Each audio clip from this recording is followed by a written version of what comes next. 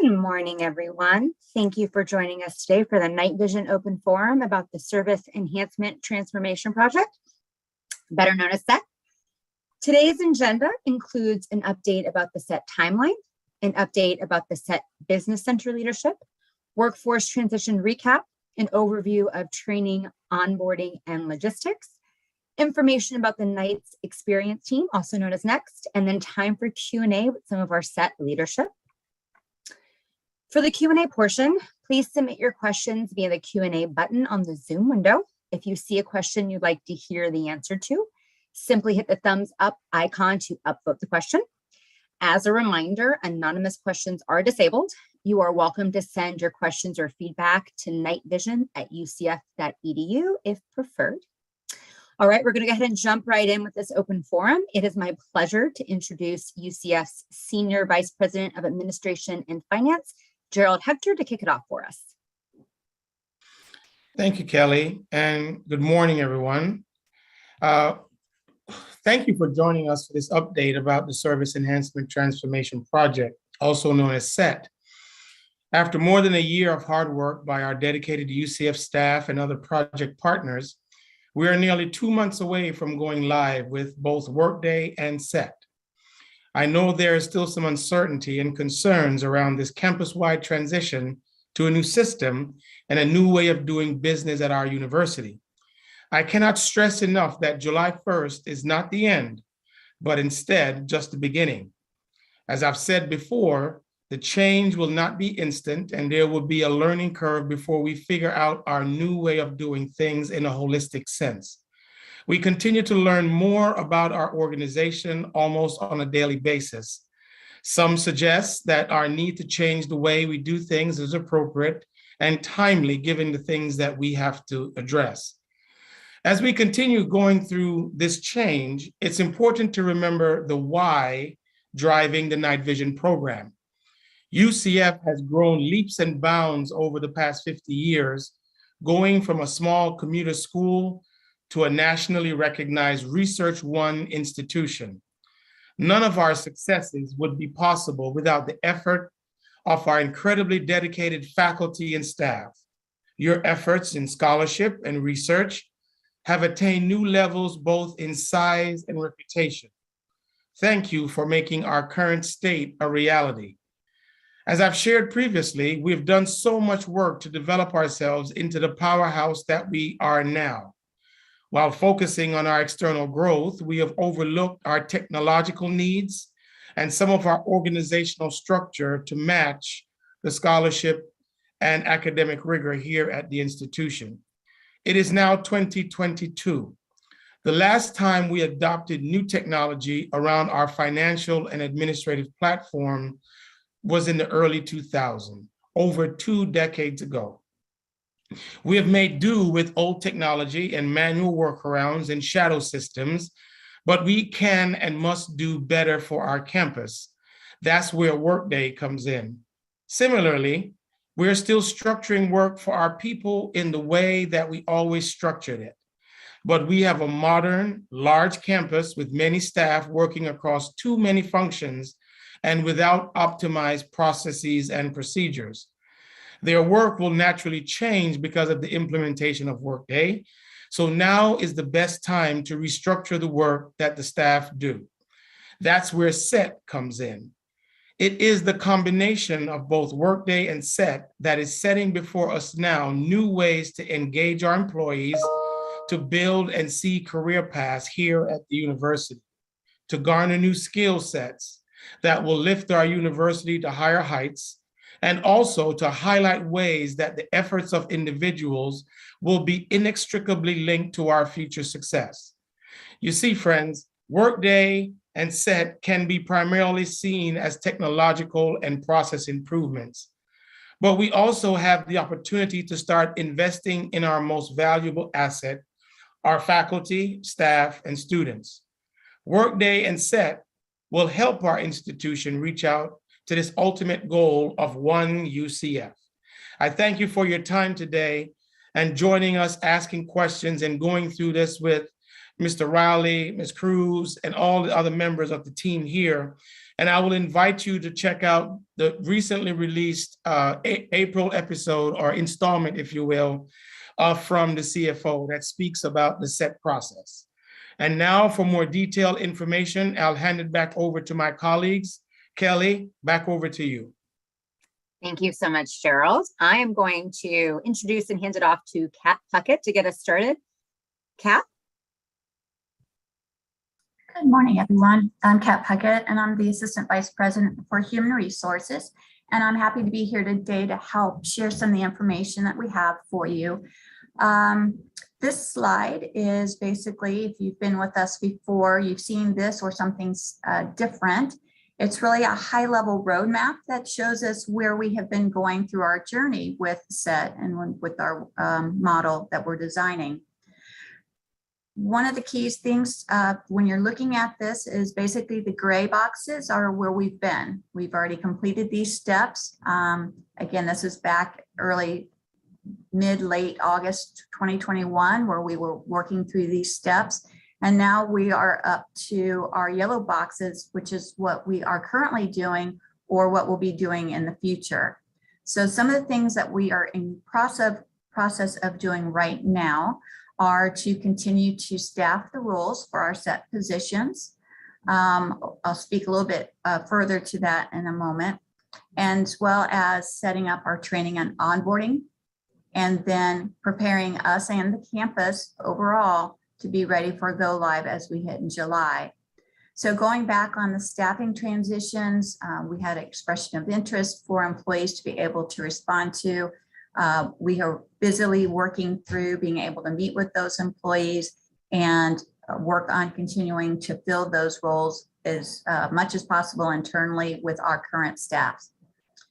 With regards to training, we have a wonderful group of individuals as far as training staff themselves, coordinating this effort, as well as subject matter experts within the departments and different central areas that are helping to create and deliver job aids and different focuses so that we can train not only on the Workday, the new ERP system, but also how those processes will change and how they interact with each other. So everyone is on a level playing field as they learn our new way or model going forward.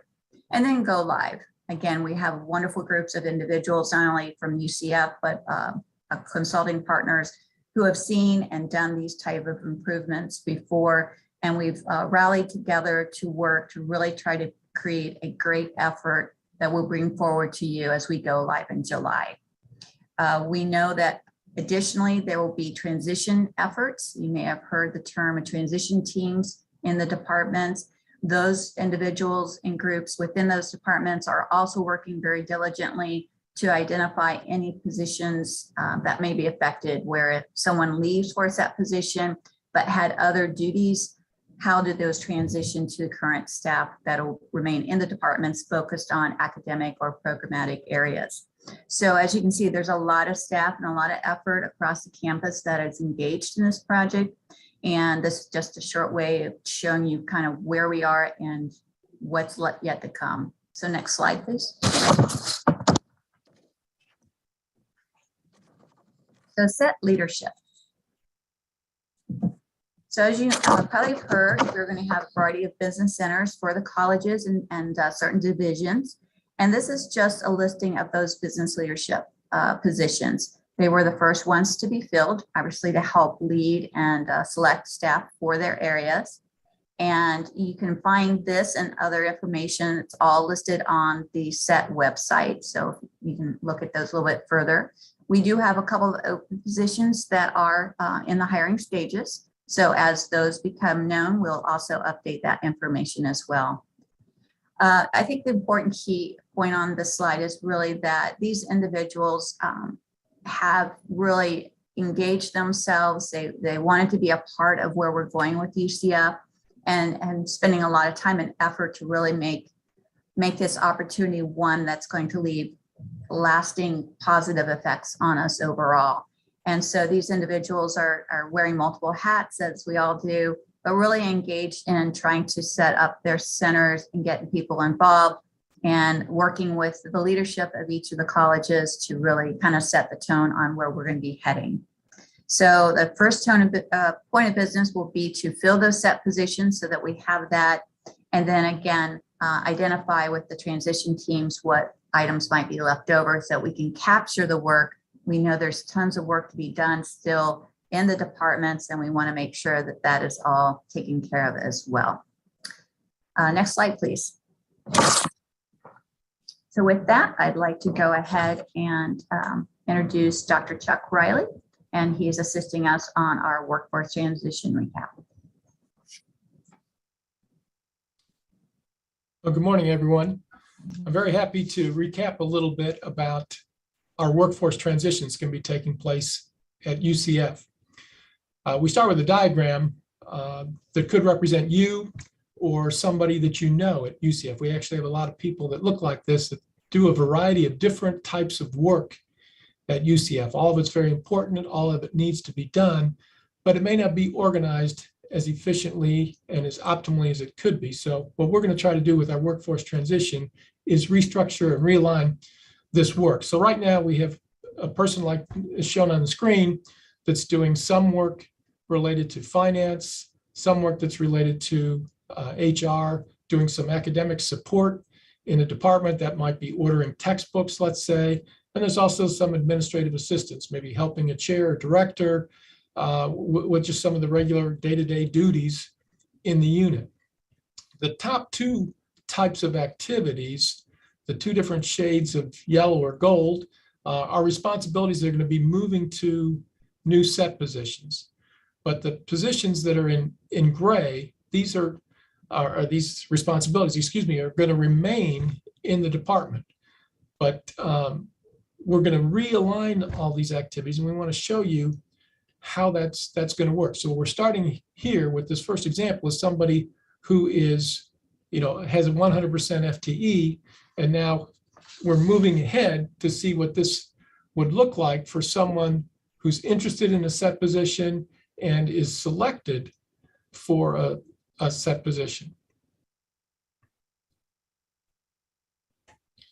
So we're going to imagine that there's someone who expressed an interest in a set role and has been selected for a finance position. So the lighter shade of yellow or gold is now going to be their only color. They're no longer going to be striped. They're going to have a position that's a 1.0 FTE, but they're going to be adding to the duties that they used to do. They may keep all the finance related duties that they were doing before, but they're going to be additional finance duties and responsibilities.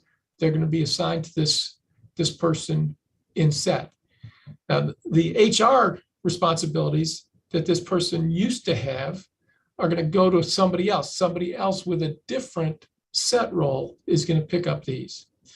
But the two types of activities that are shown in gray, the academic support and the administrative assistance duties, are going to remain in the department. And the transition teams are working with the colleges and divisions to make sure that they identify and track these responsibilities. Because what's going to happen is after all of the set positions are filled, we know who the new set staff members are going to be. These responsibilities in gray are going to have to be realigned within the department or unit.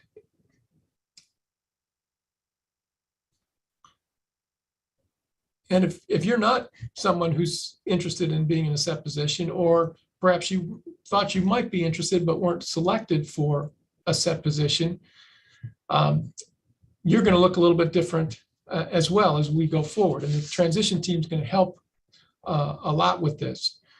If you're staying in a department or unit, you're going to have responsibilities that are going to be either or both of these shades of gray. And we can see in this particular example that this person that is not going into a set role is now completely filled with responsibilities of the academic support and administrative assistance type. So it means that there's some additional duties that they've picked up in order to get to the 1.0 FTE. They're no longer responsible for the finance and HR duties because those have been moved or realigned to people in different set positions. Some of those responsibilities have gone to someone with a finance position under set. Some of those responsibilities have gone to someone with an HR role in set. The local responsibilities are going to be realigned by the local transition teams, but we're not going to be able to complete all that work until we know who all the set staff members are going to be.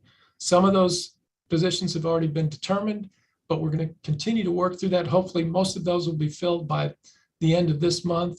But then, as we move into May, we're expecting that all of the set roles will be filled. We'll know who those people are. We're going to know what duties that they have now have to be realigned to other people, and the transition teams will help with that. I want you to keep in mind that these are really examples that we've shown you.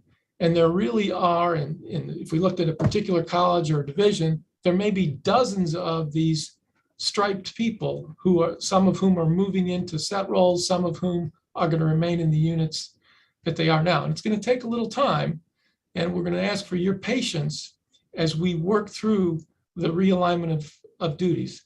And just please ask that you keep in mind that this is going to take into May and into June as well to figure it all out.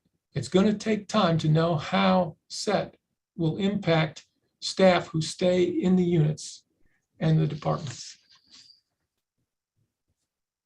Saressa, let's you and I talk about how we'll transition to set from now until go live in July. Good. So as Chuck sort of previously mentioned, in the month of May, on the set leadership side, we hope to have training plans for all individuals that are selected for set roles. Then the training will kick off, which Jackie's going to talk about the many different options that we have for training later in this presentation. This would be the point in which we really are taking our policies and our practices and integrating it with the Workday system itself. And again, set leaders will talk about or work through some of the logistics, which is going to vary a little bit by business center. And we'll talk a little bit more about this in detail later.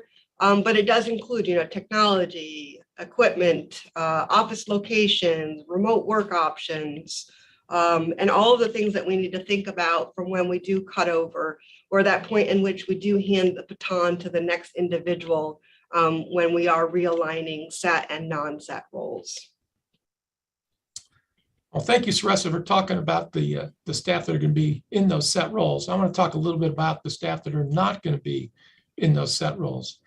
The transition teams are going to be working to realign the responsibilities of the staff that are going to be staying in the departments and units. This is a big effort that they're going to be working through, and there's a lot of folks that are going to be involved in this. The local transition teams are going to be working with the supervisors, the chairs, the directors, other unit leaders to figure out what are the local needs in that unit. We're going to be working also with the employees to discuss realignment possibilities because there are going to be different options. It's not going to be, there's not always going to be one clear way to make this happen. There are going to be choices that are going to have to be made. We're also going to be working with the folks in human resources to make sure that the new responsibilities align with the current position classification of the staff member. And we also want to work with the college and division leadership to make sure that the transition plan that we put in place, which may include some training, that's all approved at the college and division leadership level. And again, one more time, I'm going to say we really appreciate your patience as we work through this, because you can see here there's a lot of people that are going to be involved in this workforce transition, and they're all going to be working together to try to make this successful. Excellent. As we move into the month of June, on the set side, obviously we will do ongoing training, and that's just going to be a theme that we talk about every month. We'll have a little bit more of the sessions of learn and interact, where we can actually get into Workday and look at the current processes and the flows of everything. And then also, this is where we really need to start to begin to have those discussions and outline how the transitions are going to change, if they change at all, if you're moving into a set or staying in a non-set role. This is also where we hope that we've got enough of our set teams and that we actually know what department, schools, centers they will be assigned to, that we can actually go and introduce ourselves to the faculty, to the staff of that unit, out, kind of share who we are, what our roles and support services will be for those particular units.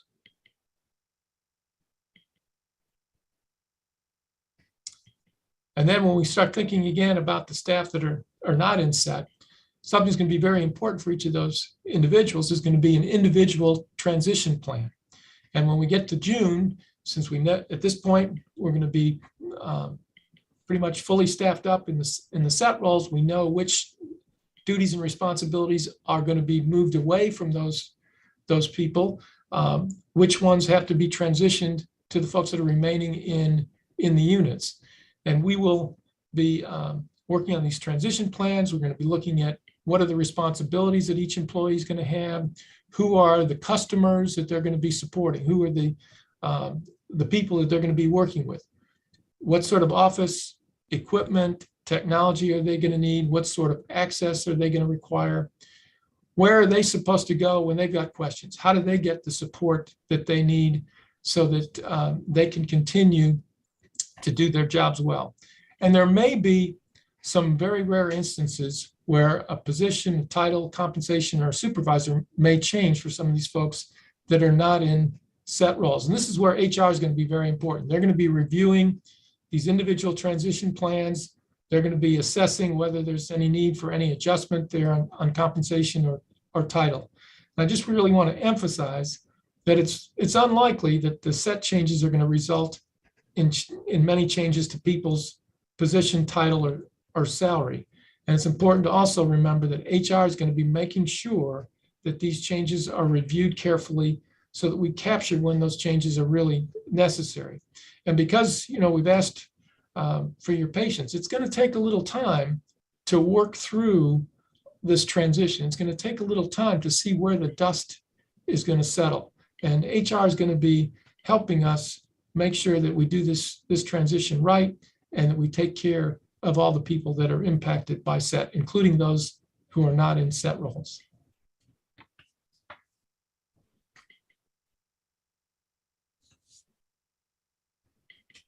And so that takes us to the month of July. And just as Gerald said, in some ways, we should think about this being just the beginning. And there's lots of things that are in process, and they will continue to go beyond the go live in July 1st. I think even some of those transitioning old responsibilities, it's going to take us a little bit longer in certain areas, and it's going to be really important, like Chuck says, for us to be flexible and work together and try to overall work as a team to achieve the set and the non-set roles.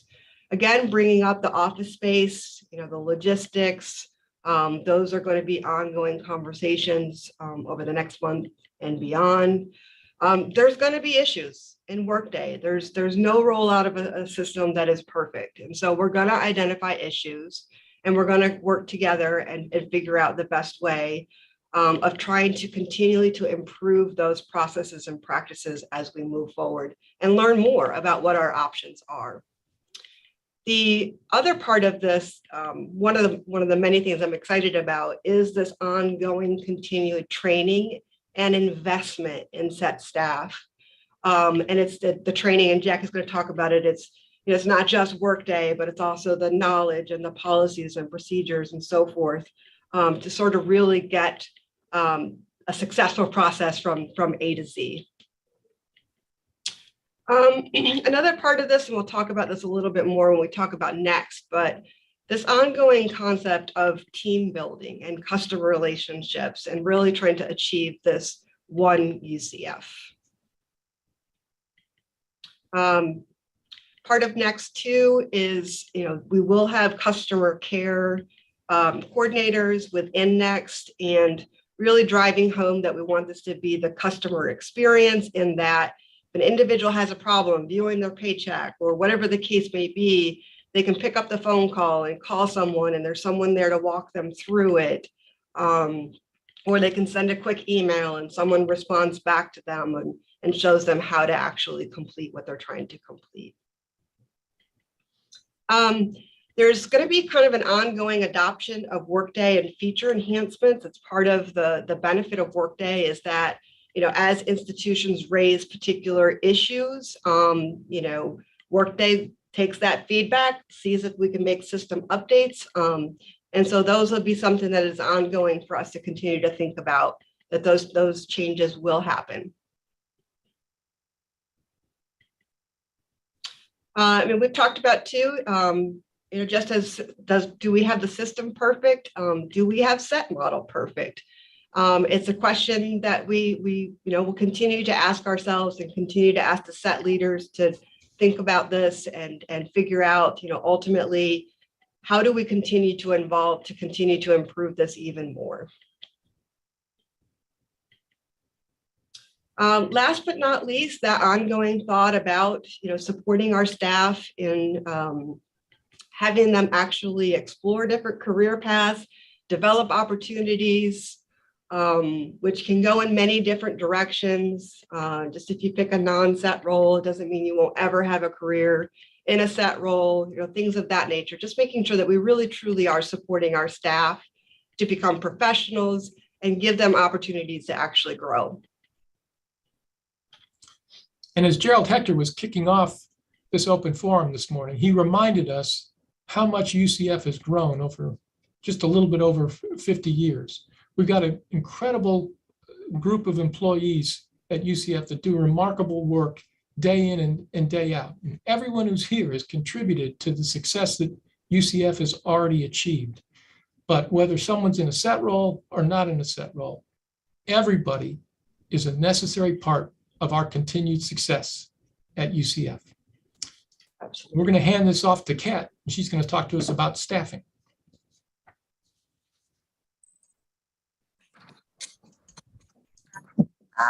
There we go. As I discussed earlier, the set leaders have been busy trying to staff their centers, make sure that they have individuals they've been able to talk to, make those selections. This slide basically shows the acceptance of those offers. So there's been an actual offer letter, if you will, or a letter acknowledging that they want the individuals to come into a business center or into a position. And these are the percentages of individuals who have accepted those offers. Now, I want to point out it has 0% for Next. And again, if for those who may not know that reference, Next is Knight's Experience Team. And that's our name for our, what would be a shared service center environment that would include our customer care representatives, our specialists who will assist the college on different types of processes that affect the university overall, as well as some of the division, administrative and finance division business centers, if you will, that all fall into that. So one of the reasons behind that is right now we don't have the next leader, which is senior director. I am pleased to say that we have gone through the search, and we are at that point where we are looking at, we've identified a candidate and in that process. And so hopefully we'll have that person named before too long. But in the interim, we've had a team of individuals who are working to reach out and speak to the individuals who have made an expression of interest into the next positions, and to talk with them. Again, this is in addition to everything that they're doing as well. And so it's taken a little bit of time to go ahead and get those offers out. But there have been those conversations, just like the set leaders have done for their business centers. And we're hoping to see that number move here within the week and next 2 weeks. We're going to continue to work through this process. A majority of positions will probably be finalized by the end of April. We'd like to be able to start slotting people and providing timing of the trainings that'll need to be going forward. But just also know that a lot of this will continue to go forward as we finalize positions and individuals into positions, and as we are able to ramp up for that go live and to go for that training piece of it. Next slide, please. So next, I'm going to go ahead and pass that on to Jackie to talk about training, onboarding, and logistics. Thank you, Kat, and good morning, everyone. So today I wanted to be able to provide you with an update on SET training, what it will look like, how it will work, and most importantly, how we plan to support individuals that are coming into those new SET job positions. Next slide, please. So first and foremost, just to give you a better understanding of what SET training is about, this training is particularly targeted to those individuals that are going to be moving into those new SET job positions, and they are going to have a customized learning path.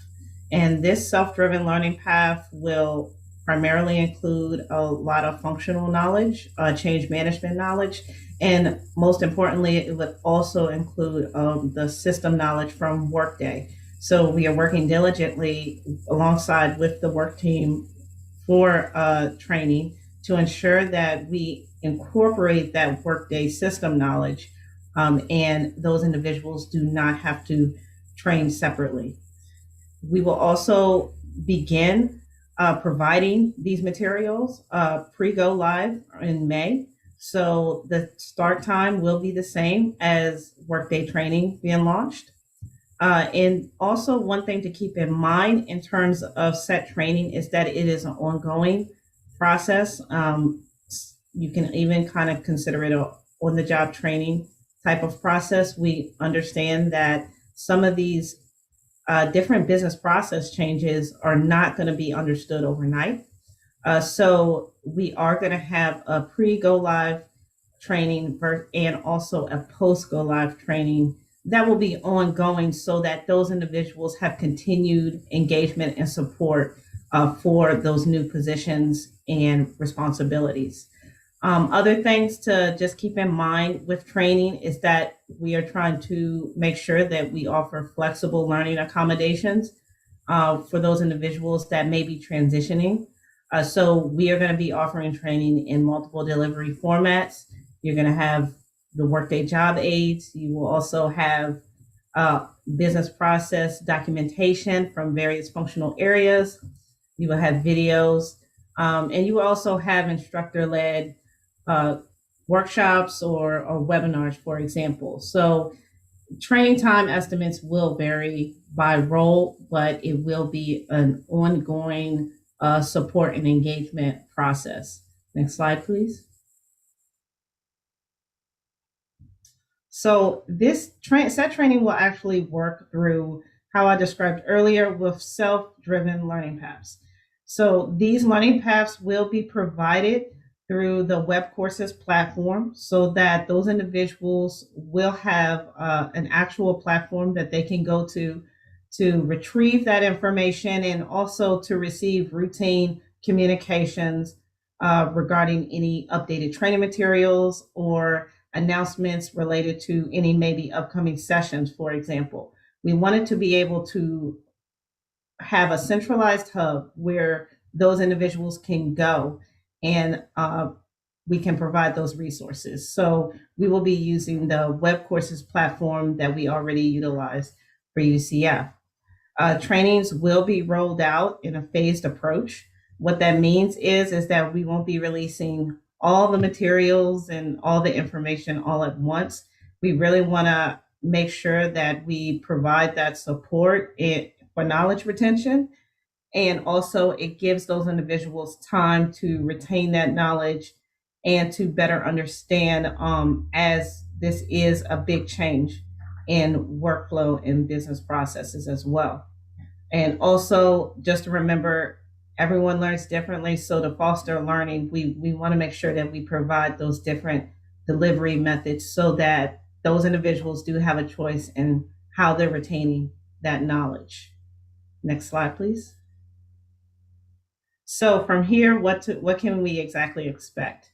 So starting in May, we will be able to have those web courses available for enrollment. Again, remember that these aren't going to be your traditional online courses. This is going to be a platform that we're utilizing to provide those resources and to engage those individuals on an ongoing basis.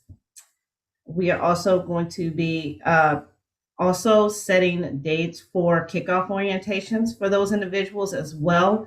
More information to come on that as we continue to collaborate with the SET team.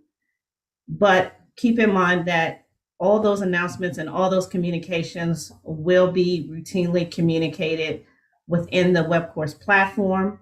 And also you will be informed as newly added training resources are provided. The great thing about utilizing web courses is that it will also go straight to your Outlook email whenever there's any type of adjustments or announcements being made. So it's a very beneficial platform in terms of communications. Also, in terms of communications, there will be more information as decisions are made regarding this transition, any updates in business process workflows.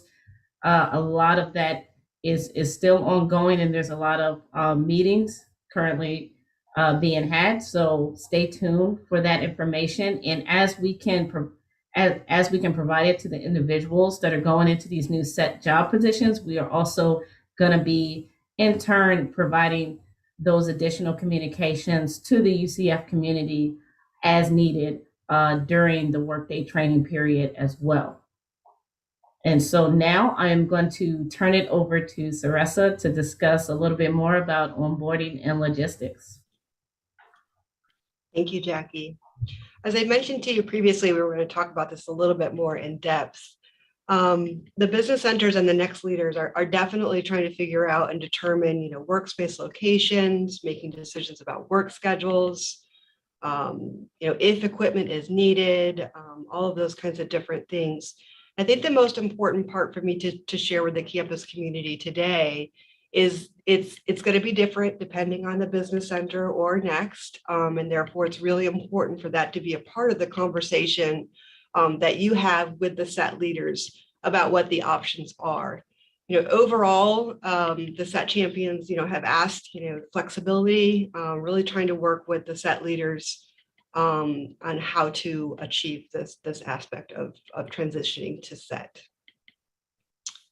The next topic I wanted to talk to you about today is the Knights Experience team, or Next.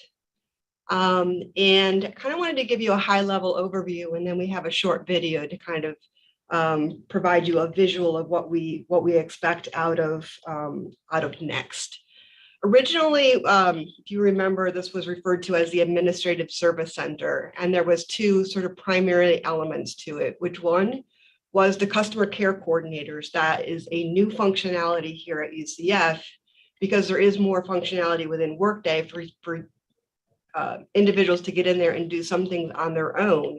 And they're going to want to pick up the phone call and say, hey, how do I view my paycheck? How do I kick off an expense request? How do I do different things? And so there's going to be individuals within Next that would be able to help them and help advocate for those employees and how to do things within Workday successfully.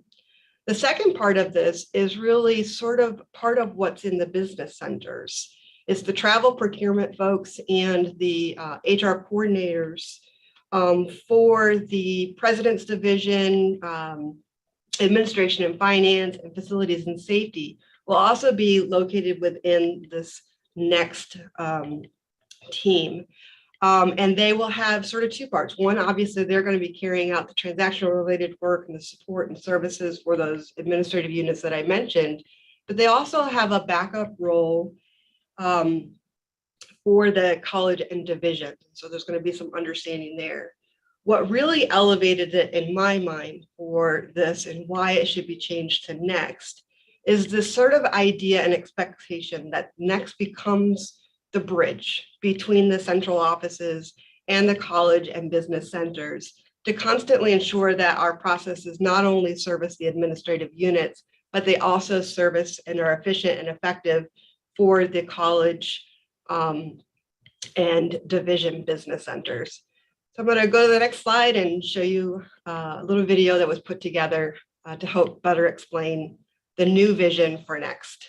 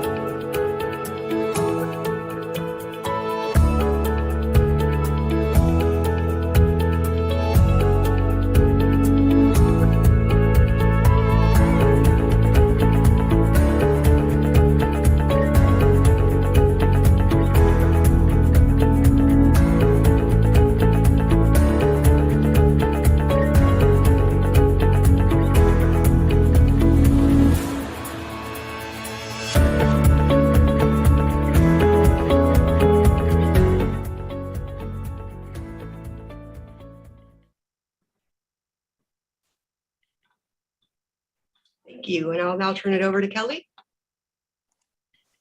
Thank you so much, Sarissa. We can go ahead and move to the next slide, please. Just as a reminder, you guys have been doing a great job, but if you are in that Q&A section, you can either ask your own question or you can upvote a question to ensure that it gets asked. We have been monitoring it, so we're going to go ahead and get us started. If you can go ahead and stop sharing the screen, please.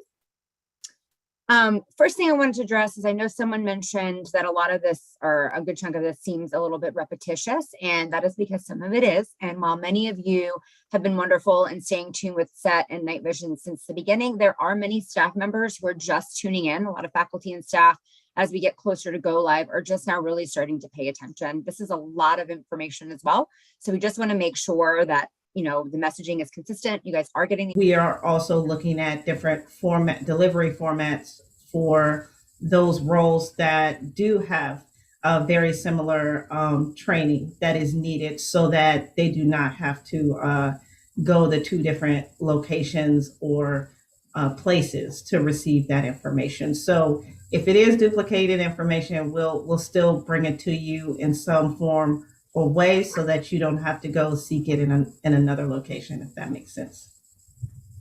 Thank you, Jackie. This next question is also for you. We have been told from the very beginning of this process that the only wrong question. I'm going to back up for a second. In a previous session, training manuals were mentioned as being available mid-April. Are they ready to be shared yet? Training manuals, that could be for various functional areas. So I would actually need clarification on what type of manual you're talking about. If it's for a different functional area, such as HR, finance, that determination is being made by those representatives from the SET training work team who are, working on those manuals, and if they need to be revised. So it will be provided as a part of your resources that's placed within that web course, or we'll at least provide you the link for that updated manual if it is ready. So I think I'm guessing you're referring to manuals for that particular instance. We don't necessarily have manuals for Workday training, because that's more of a system-based and based on those particular business process tasks.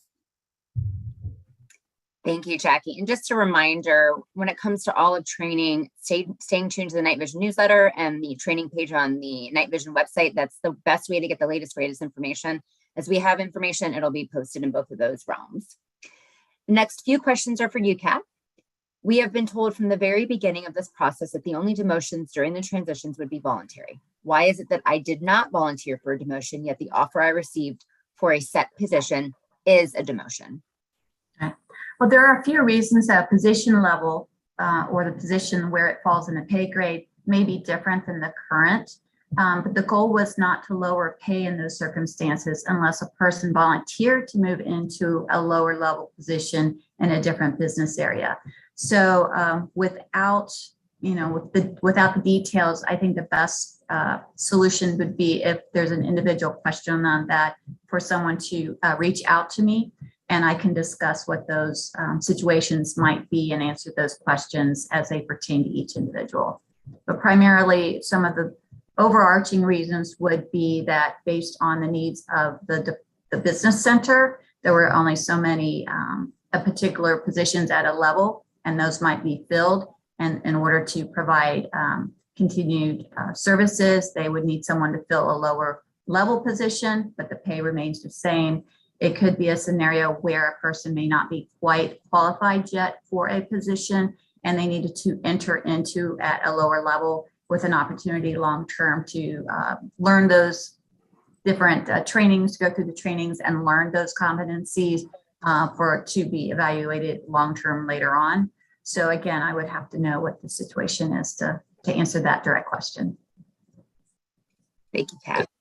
For the transition staff, the grade duties will be realigned within the department, but will the full salary for that position be moving to set while some of the responsibilities remain in the department? So again, this is kind of an in general high level answer. Each situation may be a little different depending on the business center, or if it's a division, depends too if someone's moving within their current college overall versus if someone's moving out.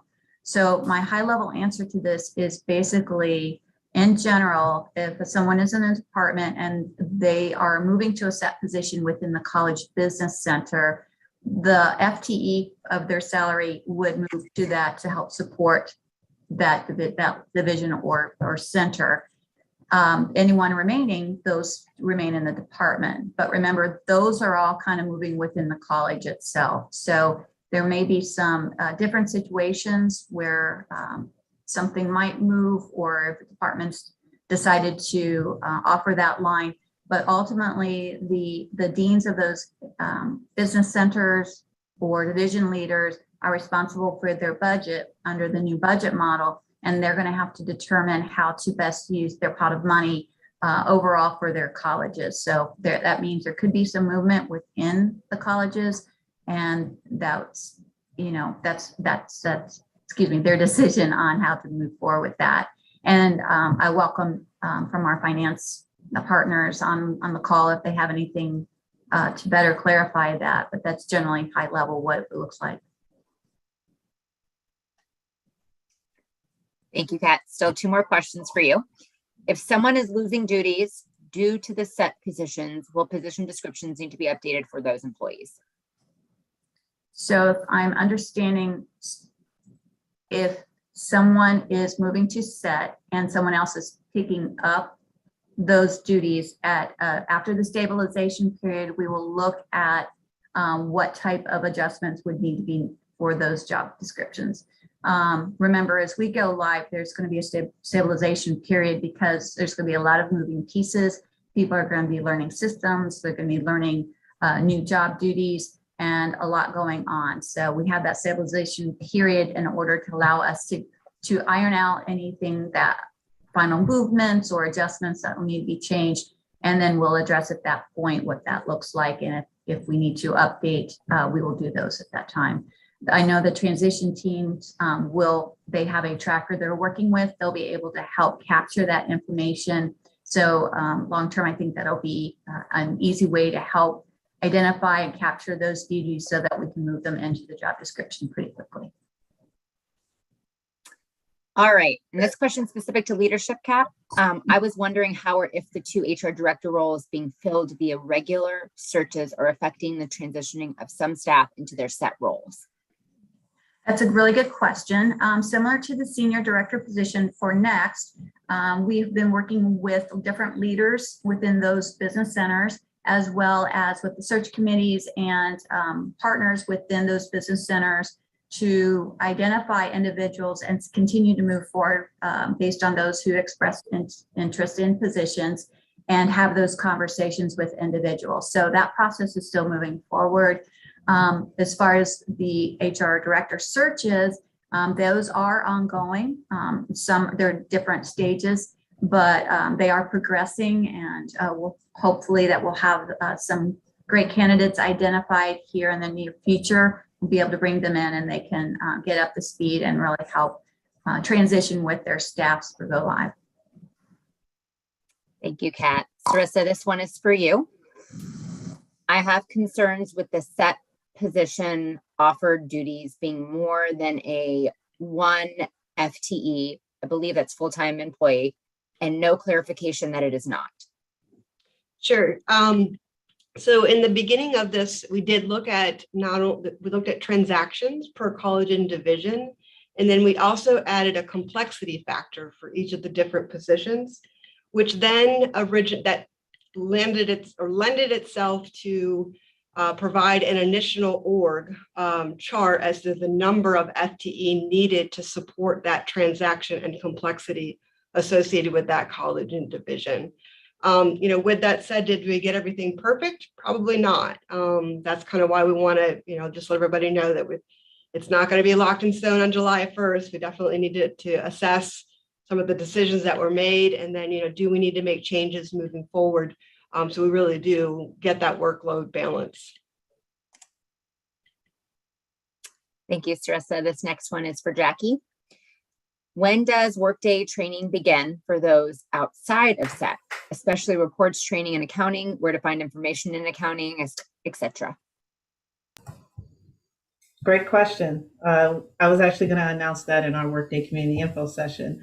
So I can't go into too many of the details because I don't have it pulled up in a grand presentation right now where you'll understand it.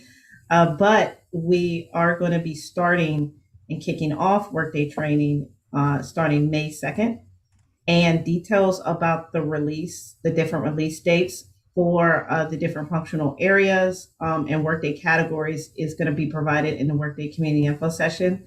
If you can't attend that, then you can just make sure you're signed up for the newsletter because it's going to be in there as well. We'll also send out a campus news email regarding the beginning of Workday training, and also we're going to be recording the Workday community info session as well. So in terms of our training release plan, you'll have to stay tuned for that because I don't want to take up too much time, but that will have those details in it regarding the release dates of training. Thank you, Jackie. And that Workday community info session is tomorrow, I believe, at 11 a.m. We'll drop a link for you in just a moment in the chat. Information is also on the homepage of the Night Vision website. All right. This next question is for Chuck. For people who are staying in their departments, when will they be formally told that their position is firm? That's a great question. I'm sure a lot of people are wondering about how that's going to work. At the end of this month, what we're hoping is we'll know who all the people who are going to be in the set positions are. That's going to tell us, what duties are they no longer going to be responsible for. It's going to take the transition teams a little bit of time to process all that information and figure out what are the duties that are going to remain with the people that are still in the units. That's going to be taking place over the months of May and June. So it could very well happen that a lot of people aren't going to find out exactly what they're going to be doing in July until sometime in June. The sooner we get all the people in the set positions, the sooner we know what duties need to be realigned, and the sooner those transition teams, can make all that happen. So we want to get this done as soon as we can because we understand that people really want to know what they're doing And this is why I think I've mentioned this a couple of times already. We're asking for your patience as we work through this in order to make this happen. But we understand that everybody really wants to know what those new duties are, and we're going to be working as hard as we can to get them to you as soon as we can. Thank you, Chuck. This next one is for Misty. Where would the physical location, where would be the physical location of set positions?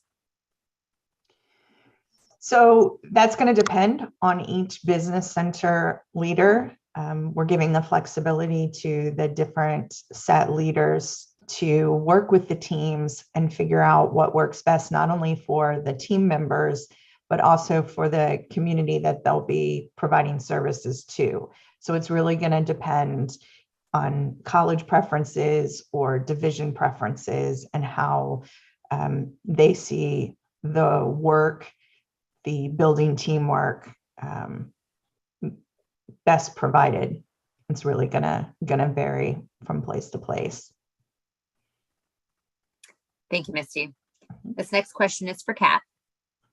Will units that have an employee line who is moving to a set role lose that line or be able to post and hire a replacement, specifically for those units that have a large percentage of other work, the duties that were outlined in gray previously? And this kind of ties into the question earlier. This is really going to be dependent upon the business center and the departments and what their budgets are with their remaining funding. So there may be some scenarios where if they have remaining work in the department and they need people to fill, they would have to look at that.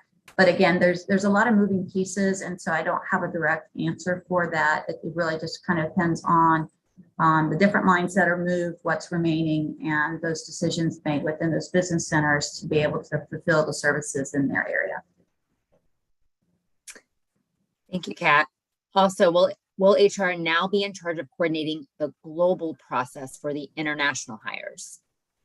I'm not anticipating much change of that, so we'll continue to work through those processes and see where that falls. More to come as we work through the process.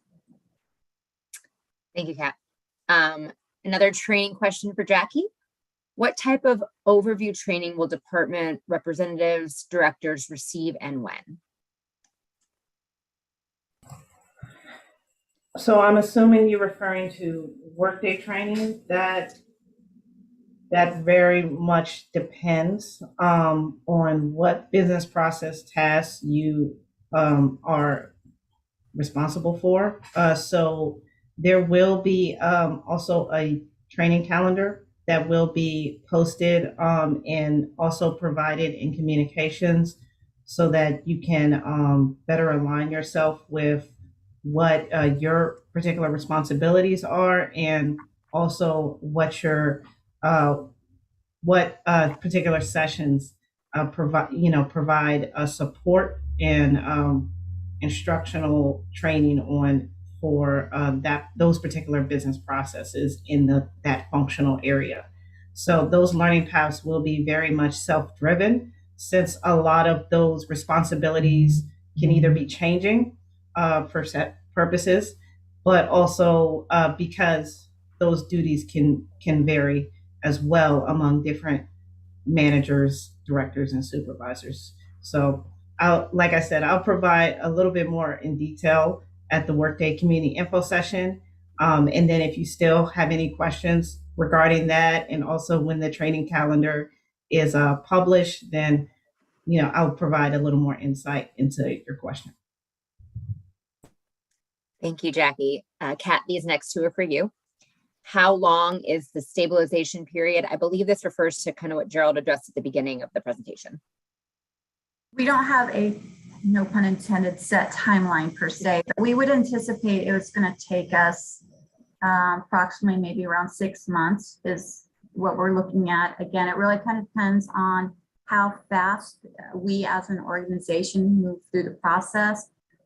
We know that anytime we do an implementation like this, there's going to be bumps in the road, as everyone keeps continuing to say. There are going to be lessons learned. There are going to be things that we may have to reconfigure slightly in Workday. So it's going to take us a little bit of time, and it really just depends on how smoothly everything goes and the adjustments on change and training and moving people. So more to come, but we're anticipating approximately a 6-month time frame and kind of go from there. Kat, what will happen to the current Page Up hiring system? I'm sorry, could you repeat that? Sure. What will happen to the current Page Up hiring system? Good question. So Workday will be our official applicant tracking system. So that everything will be moved into that with regards to going forward. So we will do our applicant sourcing, our requests, and those different things within that. So Page Up, we will do a transition period with that, so that if there are positions currently open, there'll be a time period by which those will run out. We need to work with our vendor and work with our Workday partners to finalize a cutover plan for that. And we'll provide those updates again as we go through the training with the department, so they know how to transition their work as well. Thank you. This next question is for Sarissa. I currently have access to some HR functions. Come July, will I lose that access in my set travel/procurement coordinator role? I use this access to complete travel requests.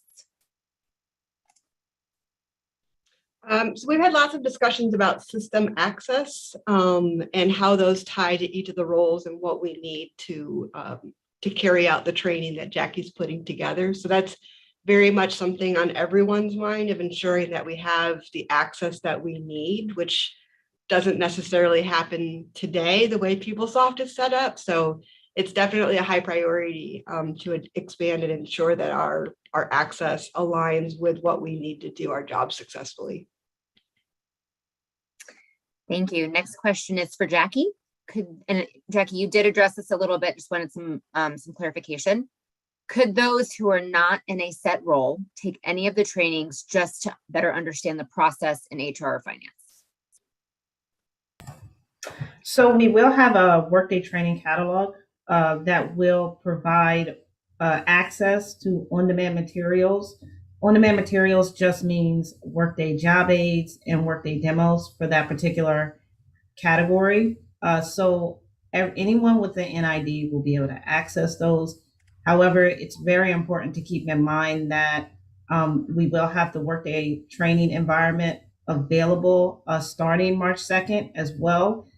It does not mean that you will be able to perform those actions within that system or within the Workday Go Live system, just because that is based on security role access roles. So you will be able to see it and become more knowledgeable on what, the whole of the entire business process, so the workflow. And if that assists you with being able to better perform your job role, then I'm all for it. But just keep in mind that the system access is only based on your particular job responsibilities. Thank you, Jackie. This next question is for Sarissa. In a previous session, they talked about the $1,000 max for P-card purchases with a purchase order. That's going to require a significant increase in the number of POs for departments to operate. Did they account for this increase in the staffing needs for the centers? If they based on current numbers of POs, that is a potential problem. Joel, I'm going to turn it over to you, and maybe we can both answer this question. Yeah, happy to take this one. So the purchase order process within Workday is a little bit more efficient. When I say a little bit, I mean a lot than within PeopleSoft right now.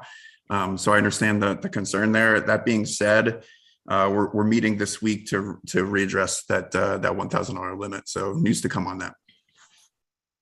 Thank you.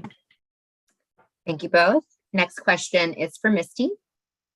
Should new individuals within departments have HCM permissions, for example, administrative assistants?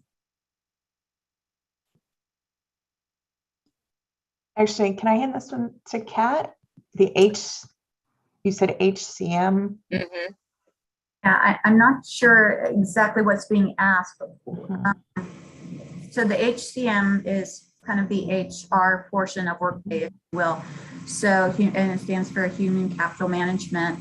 So basically individuals who have the need to enter information into the HR portion of Workday would need access, but individuals who would not be performing those duties would not. So it's a little different with the set change, with aligning positions to functional areas. In the past, there may be a need, and I apologize, I have a mower in the back, but there may have been a need in the current state of affairs that an admin may be assisting with some HR functions. Again, as Chuck said, there were people with various colors of duties that they perform. In the future, that would not necessarily be that need. So it would, a new admin, as I understand the question, would not need HCM because those HR duties would be performed by an HR position. I hope that answered that question.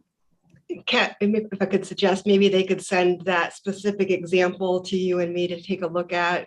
Might be Yes. helpful in these individual cases. That'd be great. And I will say sometimes people think because they're assisting HR with HR duties and on an administrative basis that's HR, and that may not be a core HR function. So that's a great suggestion, Sarasa, and we'll be happy to look at it and try to answer that for you.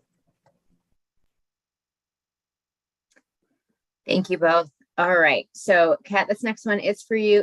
It's been covered a little bit. I just want to make sure we are being very clear. I think there's still a little bit of confusion. The comment is, my apologies if this has been mentioned before. I'm still slightly confused as to what set positions are directly at the college department level versus which set positions are outside of the department. Okay. And I can understand where it can be confusing because there's a variety of positions that we've been talking about under the set name, if you will. So in each business, each college will have a business center in which they'll have a finance business center. And then there are several colleges that have an HR business center, some of which are sharing, some colleges are sharing a center. So within those, you'll have different roles within that focus really on kind of that college business from that function. From a finance, and Sarasa jump in because I probably missed something here.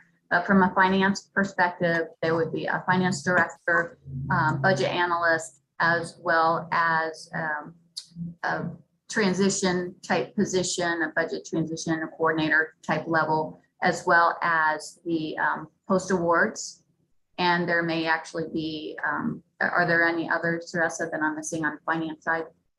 It just varies a little bit in some of our colleges where they really are completely centralized, and the pre-award and post-award is already one team, so that will remain the same. That doesn't need to change. That still aligns with SET, but you captured it. The only difference is there are also set roles within Next, and those set roles still the procurement and travel procurement, and the HR coordinators, they'll be servicing the administrative units that I had outlined previously. Perfect. And then from an HR side, we have the HR director's manager position. We have HR partner positions and HR coordinators. And again, those will support the college business centers or division centers.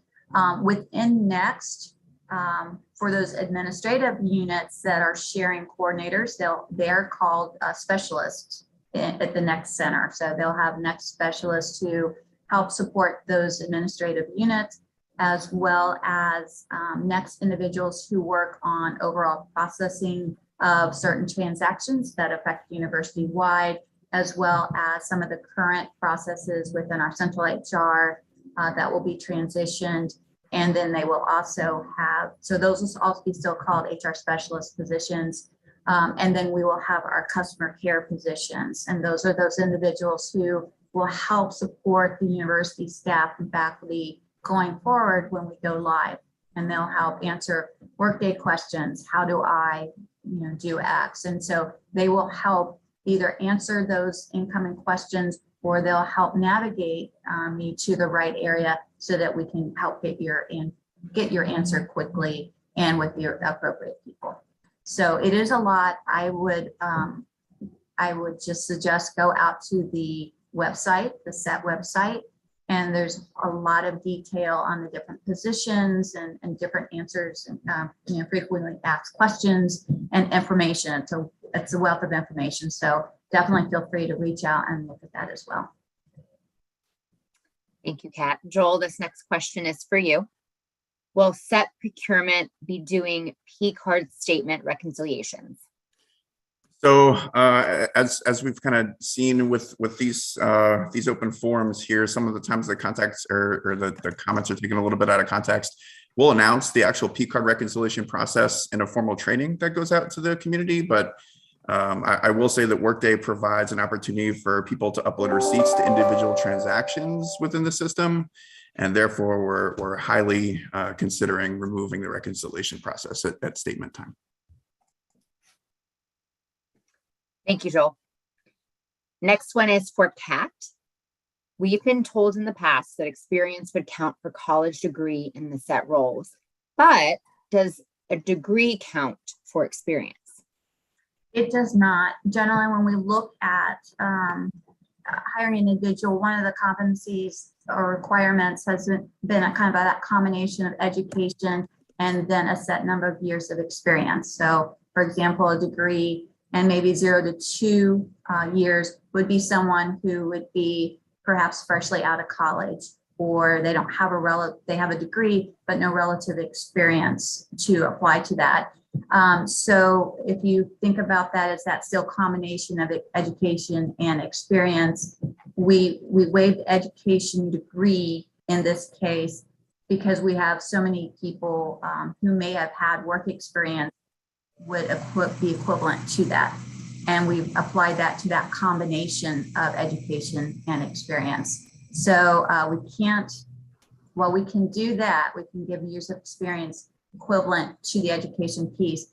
You still, if you have a degree, you would still need to have some type of experience in order to qualify for those roles. Thank you, Kat. This next question is for Chuck. Will the non-SET staff who get to stay in their department continue to support their current department only, or will they be assigned duties from other departments? That's a very interesting question, and one that I don't know that I can answer precisely. That may depend. In large departments, there may be enough work for someone who remains in the department, and in some colleges, let's say, there may be advantages for 2 departments to share a staff member that are going to be, if that staff member would be doing similar things in both departments. But that'll be something that the transition teams can look at as we make those decisions and look at how work needs to be realigned in colleges and divisions. But we don't want to rule out that possibility. That's not necessarily a goal that we would have to do that, but we would certainly want to do what makes the most sense in each college and division. And in some cases, it may mean that an employee might be shared. We'll have to see how that works out. Thank you, Chuck. This next question is for Misty. If my SET position is in finance, will I still have access to, or will I be able to access HR reporting? Thanks. And Kat can correct me if I'm wrong, but the roles that are set up in Workday are going to be divided between what is a finance role and what is an HR role. So the answer would be no. If your position is a finance role, you'll have access to whatever's necessary in finance applications, but not in HR. Thank you, Misty. Kat, next question is for you. Currently, sponsored emails and OIDs, and forgive me, I'm not sure what OID stands for, so if someone could clarify, are submitted by EPAP originators within Campus Solutions. Will this be taken over by HR? I'm not familiar with these items, so I'm going to have to tell you that I don't know at this point. It's not been part of our conversation, but that's something that we can take away and look at if there's an impact to that, or if that's something that remains as it is today. Thank you for the question. We'll take Yeah, it. and this is Matt. This is not really an IT issue. It is an HR issue. So the IT component of this, Kat's going to remain the same. So the identity and access management, OIDs are organizational identifiers.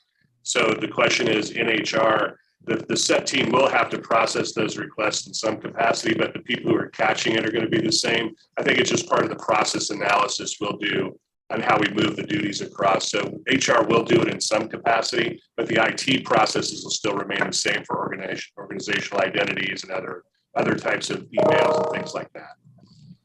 Thank you, Matt. Matt. Thanks, Matt.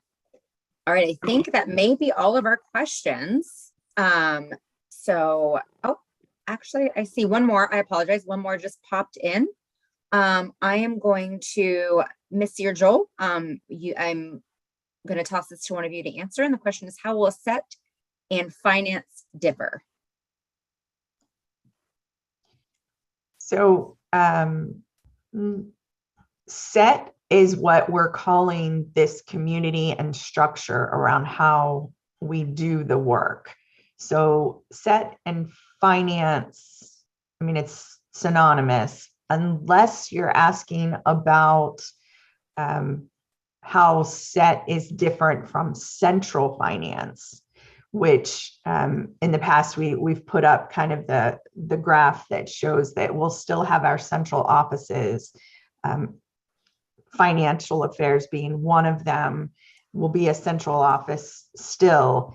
And SET is the business centers that operate to provide the service to the individual users, but will connect to the central office, which the central offices will be primarily focused on policy setting, compliance issues, and external reporting, and then making sure that communication and training is provided as appropriate to the different business centers. But that, I think that may be what the gist of the question is how do they separate? And SET is the business center that gets the work done. It will connect to the central financial office in that regard. Thank you, Misty. We did get one more question, Joel. This one I'm going to toss at you. It is my understanding that funds for travel will no longer be encumbered at the time of approval since we are no longer doing POs. This will likely represent major budget issues such as over expenditures of sponsored funds. Since there is no encumbrance, it forces the project managers at the department to keep a separate accounting record of encumbered funds. These travel encumbrances were previously recorded in PS. I'm assuming that's PeopleSoft. How are we mitigating this problem and additional work of record keeping? So I think this just comes down to people need to see what a spend authorization is, right? Where they talk about the actual amount that actually goes on the spend authorization. And if expenditures exceed beyond that, right, there's a check within the system that'll kind of trigger folks in order to do so. So I'm not sure that it would lead to an over expenditure for travel funds, but we could take that question offline. And I'd love to demo the actual spend authorization process and expense authorization process with that person. Thank you, Joel. This is a lot of information, so I'm not going to read it verbatim, but Mike Stein did a great job in explaining and addressing some of the things that we covered in the Q&A box. And we'll make sure that gets shared as well. But thank you so much, Mike, so much for doing that. It is a lot of information. So for those who are curious, if you could drop in there and see that. We'll go ahead, and I know there's a couple of additional questions that are popping in. We will take record of those, and we'll make sure you get answered directly or shared on the website. In the interest of time, Misty, I'm going to go ahead and toss it to you to close us out. Thanks, Kelly. And I want to say good luck to you. I think this may be our last open forum with you, which makes me sad. But thank you for all you've done for this effort and for this university, and good luck in your future endeavors. Thank you, everyone, for attending this. I know some of it for some of you may have been repetitive. I saw in the comments that this is because there's a large campus that we're trying to reach right now, and making sure that the information, it's better to be oversaturated with the information than have individuals feel like they didn't understand or didn't have communication about what was going on. So that's just part of the change management, that sometimes you will hear certain things repeated. But This is progressing. It really is. What this is setting up is the framework and the structure for this change and how we're going to move forward, both in how we use Workday and how we function as a university. So the framework is there, and what you heard from a lot of the responses on the questions, really there's flexibility being provided, because this is really not a one size fits all exercise. And so, hearing responses to questions such as "it depends" is really allowing the individual business centers, again, the purpose is for them to serve whatever portion of campus and community they're really dedicated to, and making sure that the fit for who they are providing services to is the best, which may not be exactly the same across all of campus. And allowing for that flexibility, I think, provides the university with the best fit for them. And again, so this is providing an overall structural framework, and then allowing decision-making at the more local level in a lot of cases. So I encourage you to continue reaching out to the transition teams that are part of your local areas to ask the specific questions. They're in the best position to provide guidance that is going to be really suited to the particular situation that you might be experiencing. And then really stay engaged with the website. And as Kelly had mentioned earlier, that's going to be your best source of, as new information comes out, that's where you're going to find the latest and greatest of that. So thanks again for everyone who's attending, and appreciate Kelly's help in all of this, and we will miss you. Thanks, everybody. Have a good day. Thanks, Misty. Great job.